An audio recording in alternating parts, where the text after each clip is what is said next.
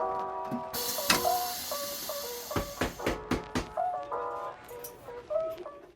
everyone, welcome back to my YouTube channel. Of course, I'm Pablo, the owner of Dimar Shoe Repair in Guelph, Ontario, Canada. Today we're going to be working on a pair of Allen Edmonds. The model is called University, and this is a light tan leather, has a 360-degree Goodyear welt, and our customer saw one of our posts on a pair of Lokes in a very similar color and design. And he loved what we did, so he wants us to kind of copy that look, but put our own little bit of artistic flair into it. So we're going to take this shoe apart, unwelt them, make a custom blue welt, re-welt it, put a steel shank, new cork filler, and of course, we're going to finish the job with the beautiful JR leather soles and Vibram rubber heels. So let's take these shoes apart and see what's on the inside. Okay, so these shoes have been repaired before. This is a replacement top lift. You can see the nails in there from the cobbler that fixed them. And they did swap out the famous Allen Edmonds heel bases. So these aren't the heel bases with the built-in arch support. So there's a chance that the customer maybe didn't find these as comfortable as they originally were before the repair.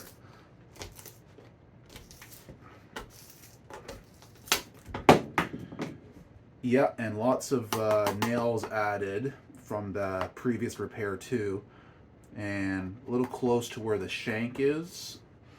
So let's see what's underneath the sole.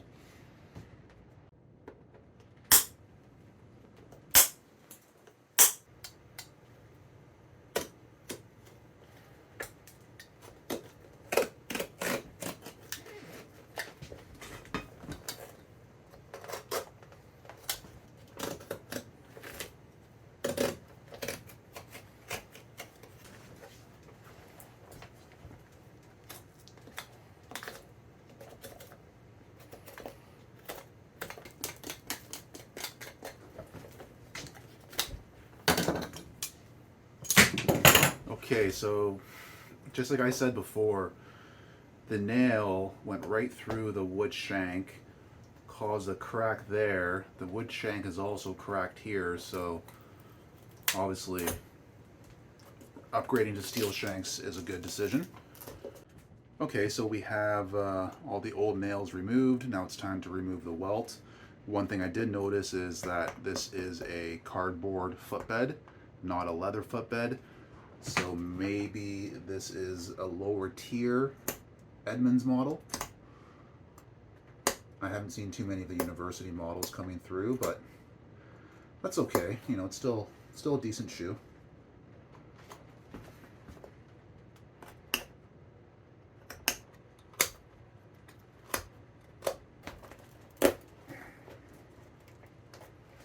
And you can see this welt just doesn't want to come off in one pull.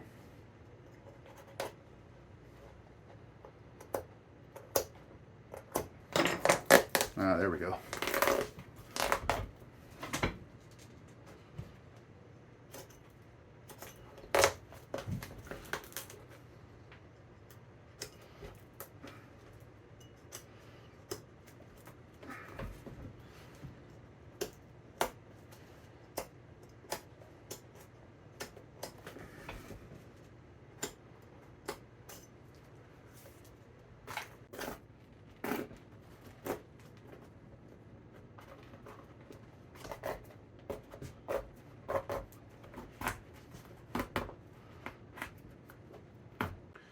Okay, so our shoe has been deconstructed, old welt removed, all the old welt threads removed.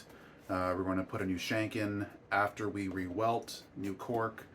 In the meantime, just going to do a little bit of cleaning on the uppers. Just using a little bit of thinner. Now is a good time to do the cleaning because there's no welt and you can really get down into those hard to get areas.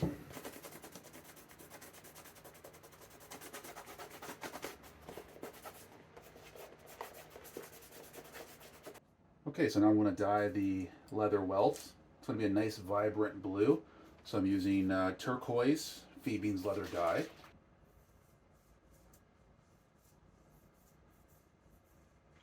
And we just want to give it a nice even coat.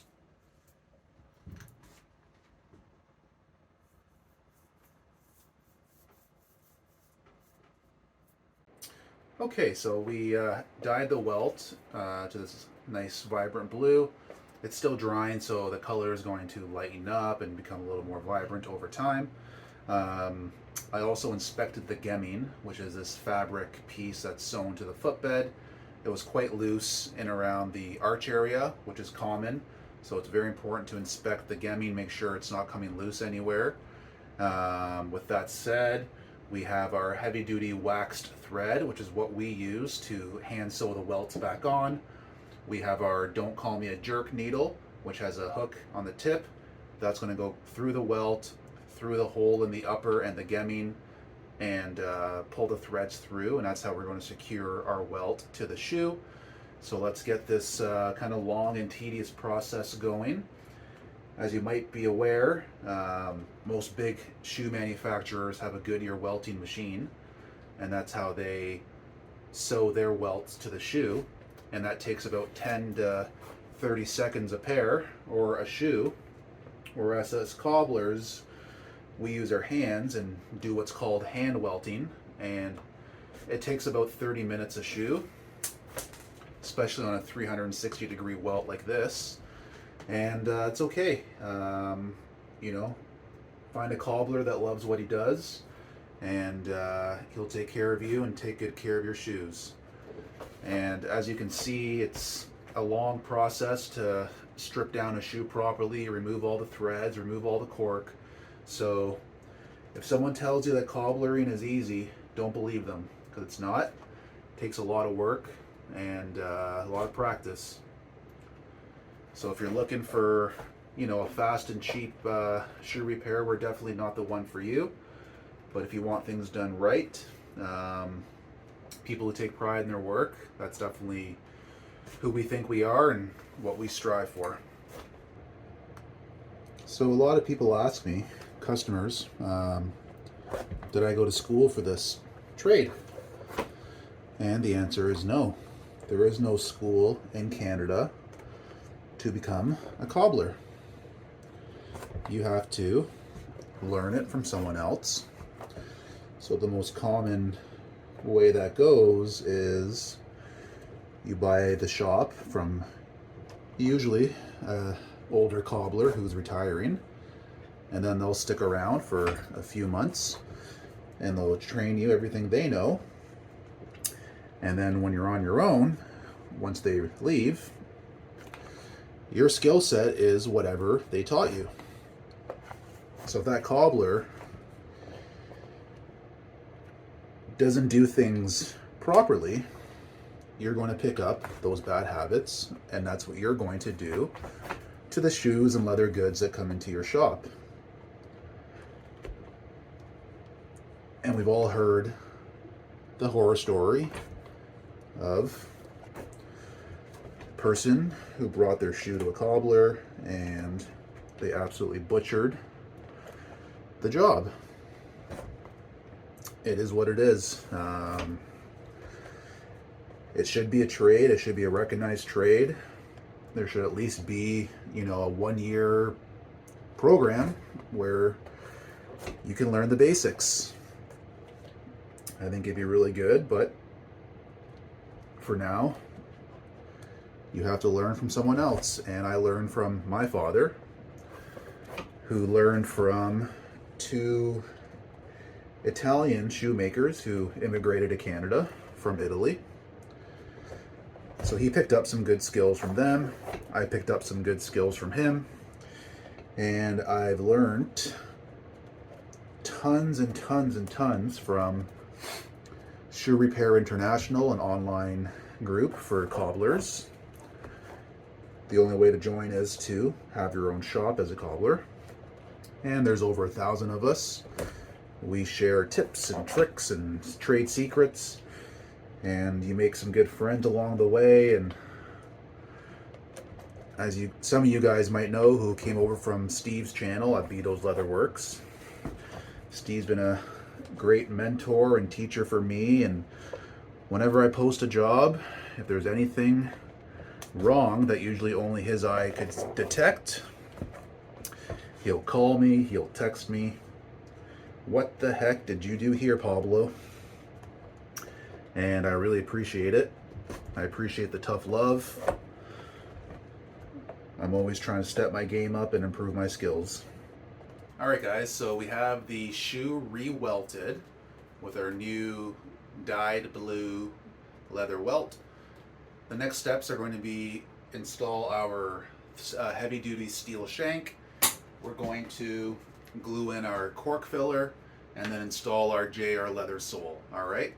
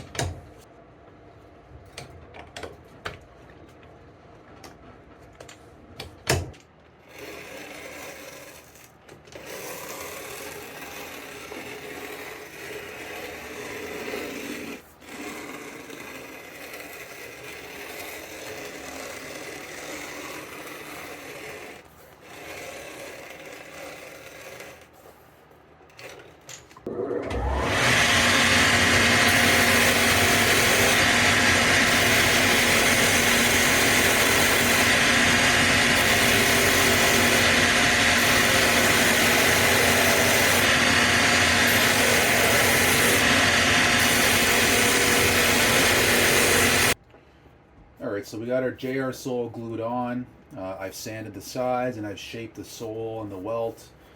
So I'm just going to do a little bit of cleaning, a little bit more cleaning to the leather. It was quite dirty, a lot of marks, so with the thinner it's a lot better. So I want to start to put my waxes back on and build up the nice finish to the leather. So I want to start with Saphir cleaning lotion, which is a carnauba wax-based lotion, which cleans, lightly conditions, and starts to bring back the luster of the leather. So this is a amazing product. It's a great mild cleaner. It's the best thing, in my opinion, to use before you would step into a leather conditioner, which would really moisturize and luster up the leather. So we'll go ahead and we'll apply our cleaning lotion with a nice firm bristled brush.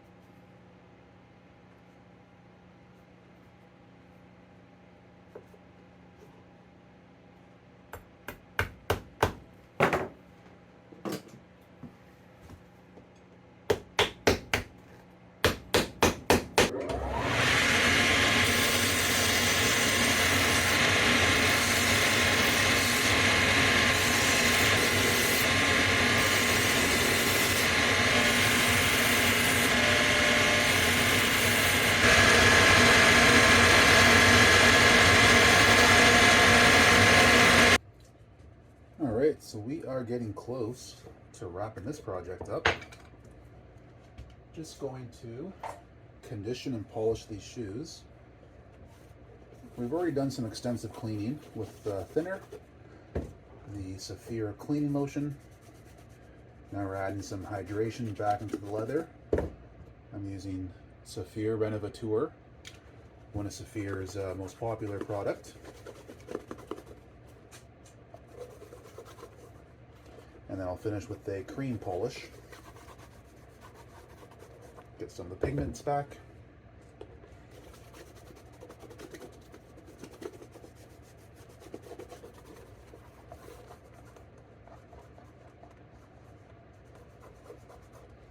And I love how that blue welt just pops with the upper, and I put some medium brown stain on the edge.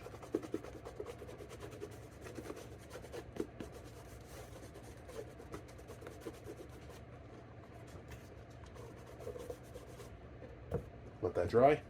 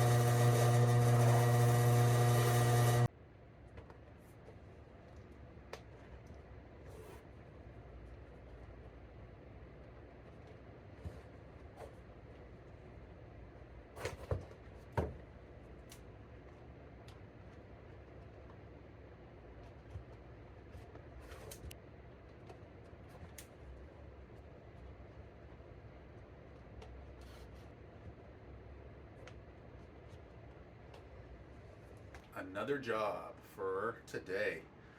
We had a pair of Allen Edmonds in the University model, and wow, we completely transformed them and rebuilt them to something very cool, very practical.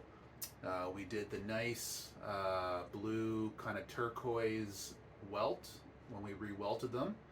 We did a medium brown edge stain finish, which kind of makes the welt pop even more. Did a nice white outsole stitch on the welt. We did a cool little red and tan fade on the sole bottom.